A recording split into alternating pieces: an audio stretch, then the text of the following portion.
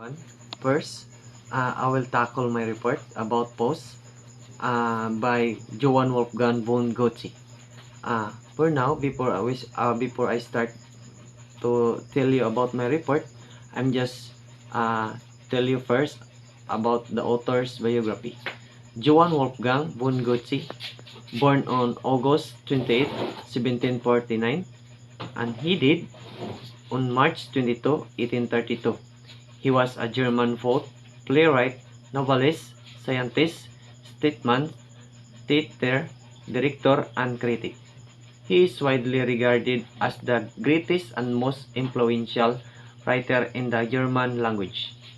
He was statued at Leipzig University and University of Stanford in 1771. His literary movement was Sturm and Drang, Weimar Classicism, and Romanticism in science. His notable works are Faust, The Sorrows of Young Writer William Mister's Apprenticeship, Elective Affinities, and more. His wife was Christine Balfos, who was born on 1806 and died in 1816. He has 5 children, and 4 of them was dead at the young age. His parents was Mr. Johann Gaspar Goethe and Miss Katrina Elizabeth Goethe. To tell about the summary of the story about Faust. Faust is considered to be the best work of German literature, and Goethe's most impressive comparison. It is entirely in rhyme verse, and through the years it has been performed on countless occasion, but internationally and in Germany. Faust was composed between 1772 and 1775 under the title of Unpaused. Later, Goethe developed it into 2 plays and finished its final version in 1831. And just 1 year before his death,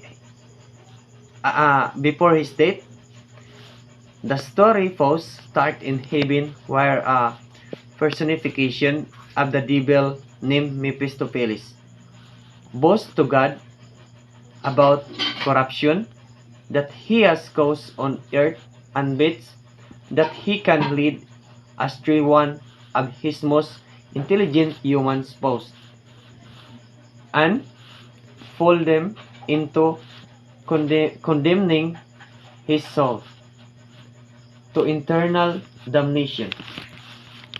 God God accepts the bet, declaring that Faust will remain faithful. Next, Faust is in his study room, surrounded by all sort of books, and lab equipment.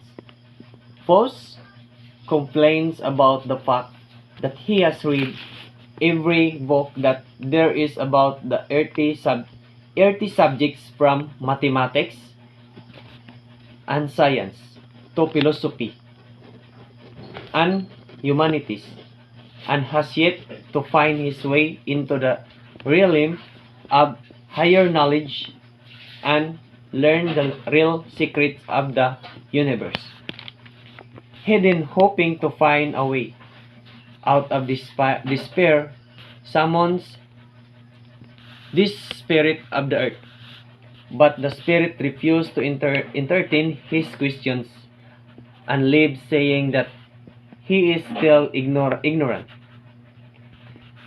Heartbroken by his failure and depressed from the repetitiveness of life, Faust decides to commit suicide by drinking poison. Right at this moment, church bells start to ring, and the sounds of holy music and angelic voice remind him that it is Easter and saved his life. Faust and his assistant Wagner spent all day outside the city.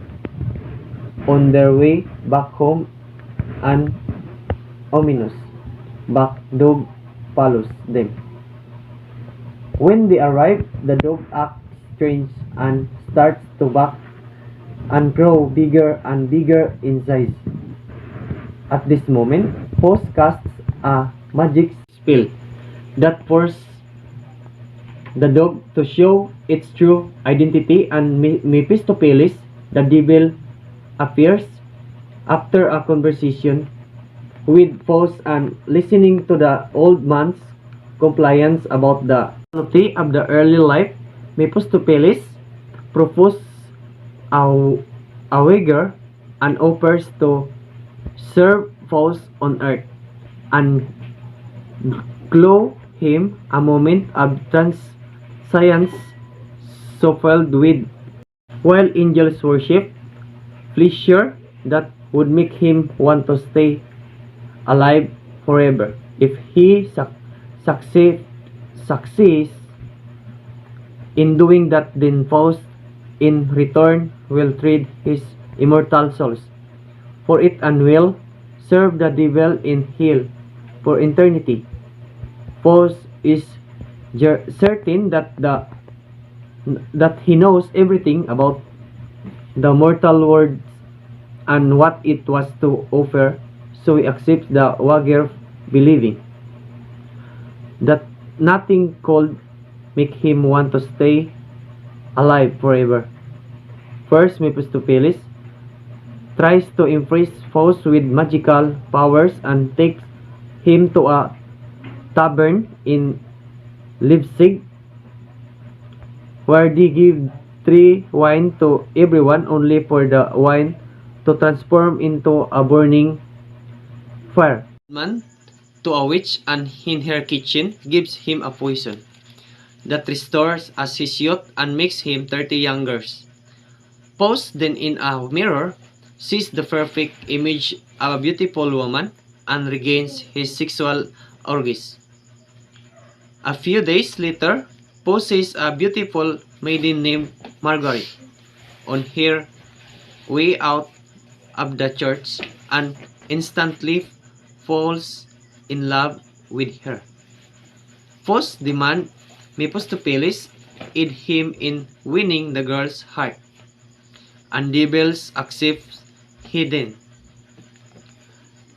sneaks into Margaret's room and leaves a box of valuable jewels for her.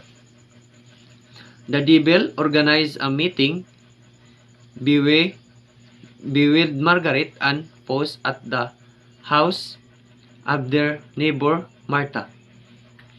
During the meeting, Margaret tells Faust about her difficult life and how after the death of her sister, the only people she has in this world are her mother and her sadder brother. Faust professes his love for Margaret, and Margaret, being young and experienced, believes him. After the meeting, Faust, worried that he could corrupt the innocent girl, runs away from Mephistopheles and hides in a cave. After finding Faust, Mephistopheles should for his cowardly behavior and entices him into believing that Margaret yearning for him day and night. Faust falls for the devil's temptation and allows passion and just to overtake his soul.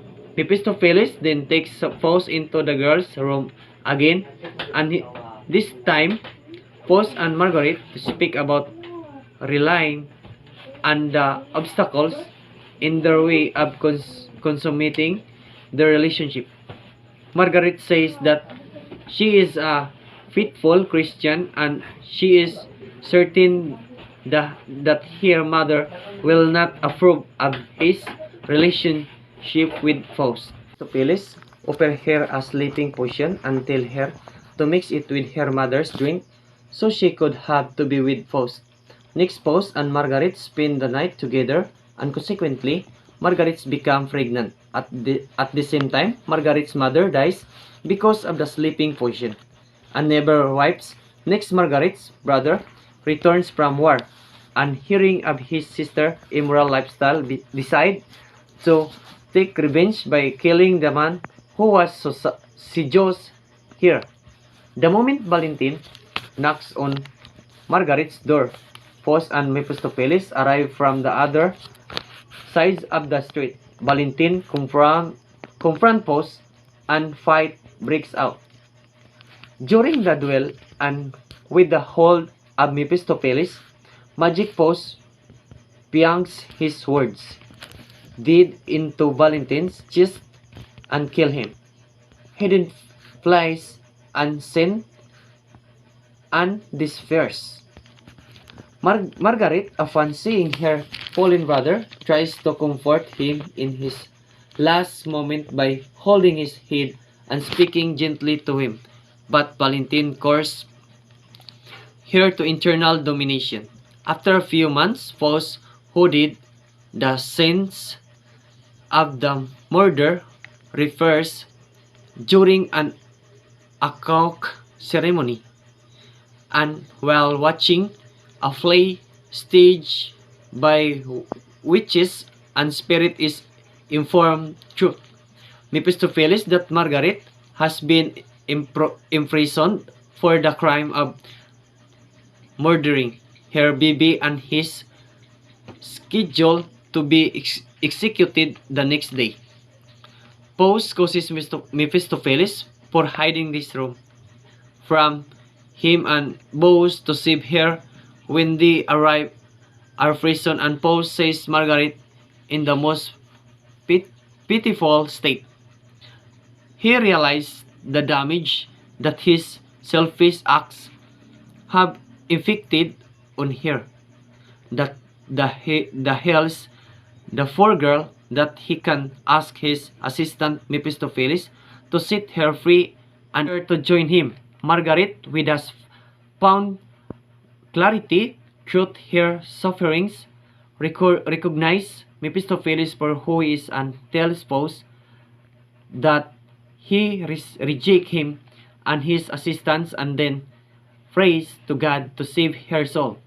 Mephistopheles, seeing Margaret's unshaken faith, becomes angry and threatens Faust that if he doesn't leave right away, he will abandon him, to which Faust consent, while leaving Mephistopheles scream at Margaret that she lost her chance and she is now definitely condemned. Damned. At the same moment, an angelic voice echoes in the prison and says that Margaret will be saved because she denounces the devil and asks for help only from God. Finn, to his love, one he teach, decided to cut the ties between him and the devil. But Mephistopheles disagreed. Opposed decision, then he did things that make Faust realize that never get out Mephistopheles from his life. Next, Faust remember what Margaret said, that only God will be praised, and so Faust never seduced again by Mephistopheles. At the end, when Faust died, he accepted in heaven. The setting of the story, Goethe began writing the drama in 1773. Faust takes place in Holy Roman Empire of the German nation. And the characters of the story, Faust, a main character who was a gifted one, but he is not contented of what he had, so give his soul to a demon for a chance of knowledge and everything. And Mephistopheles, a demon in the story.